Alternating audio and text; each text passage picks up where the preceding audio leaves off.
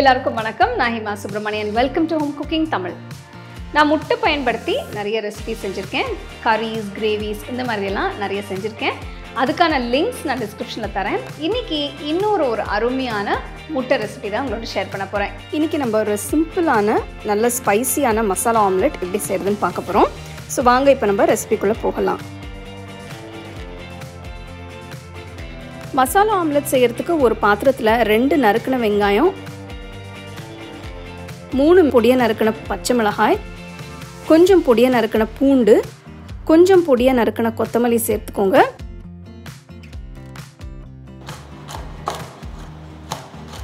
அடுத்து 1/2 கப் வால்நட்ஸை பொடியாக நறுக்கி போடுறேன்.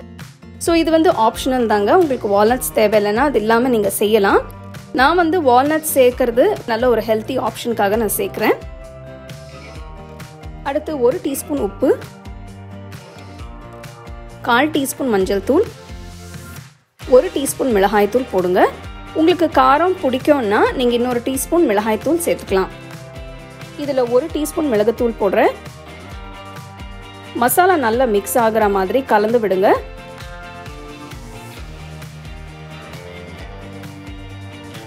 மசாலா நல்லா மிக்ஸ் ஆனதும் இந்த மிக்ஸ்சரை ஒரு 5 நிமிஷம் ஊற வைங்க. இன்னொரு பாத்திரத்தில் முட்டையை உடைச்சி ஊற்றுறேன்.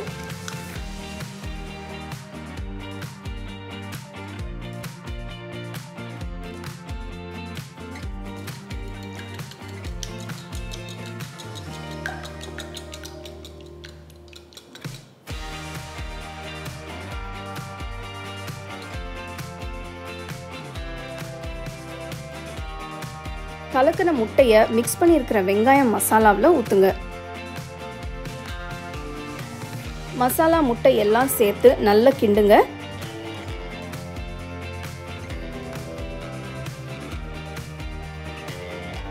இப்போ ஆம்லெட்கான மிக்ஸ்சர் தயாராகிடுச்சு. அடுத்து அருமையான மசாலா ஆம்லெட் ரெடி பண்ணலாம். ஆம்லெட் செய்யறதுக்கு ஒரு பேனில் 1 டீஸ்பூன் எண்ணெய் சேர்த்துக்கோங்க.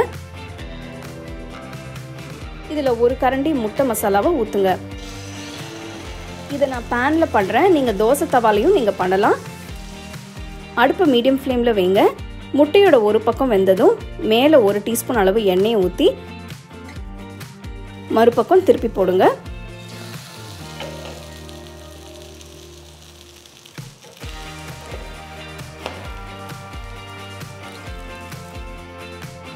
பேன்லேருந்து எடுத்துட்டு சூடாக பரிமாறுங்க.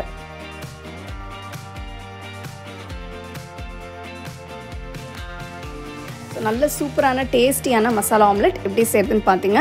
இது ரொம்ப குயிக்காக செய்யலாம். நீங்கள் ரசம் சாம்பாருக்கெல்லாம் கூட தொட்டு சாப்பிடலாம். ரொம்ப நல்லாயிருக்கும். கண்டிப்பாக இந்த ரெசிபியை நீங்கள் ட்ரை பண்ணி எப்படி இருந்ததுன்னு எனக்கு சொல்லுங்கள்.